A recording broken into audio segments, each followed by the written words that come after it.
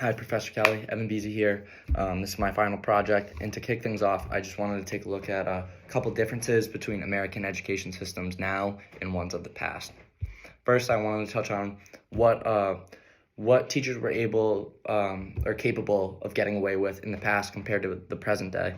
And as we've learned in class, teachers, especially new teachers, are on a very, very short leash nowadays, and you can really be fired for anything. A big one we discussed was giving students ride home from anything school related, school games, anything, or maybe they're just at school very late, or even buying students clothes if you notice that they're very cold.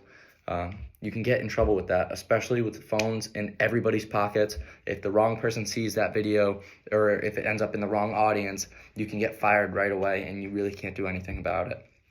On the contrary, we've talked about how teachers even 20 years ago could get away with much more.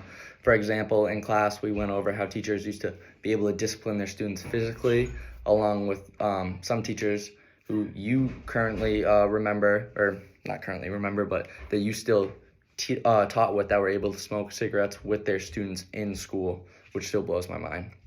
The last thing I wanted to touch on, comparing and contrasting the two different times, was the importance of equality.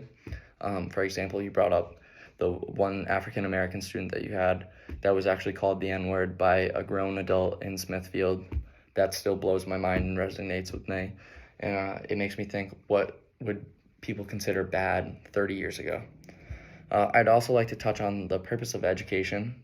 Before taking this course, I felt that teachers could only impact students within the school, but now I understand that I was wrong and they can do so much more than that. They have the ability to shape future generations of Americans and really have a positive impact on their students' lives, sometimes being the difference between their students being labeled a failure or success. With that being said, teachers can make you feel more confident about yourself. They can push you to be better in many different aspects of life, but they can also limit you from reaching your maximum potential if they're not a good teacher. Another major issue at hand is the equity between school districts. I can personally speak from experience. My cousins and I live in the same small island in Rhode Island. It's called the Quidnick Island. I'm from Portsmouth. They're from Middletown.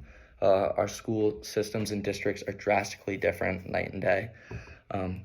I've heard stories about their ceilings collapsing from water damage, broken chairs or broken windows in classrooms, even occasionally seeing rats in school.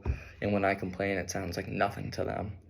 But it really goes to show the difference funding can make in towns and school districts, and how it can really impact their education and being able to focus in the classroom.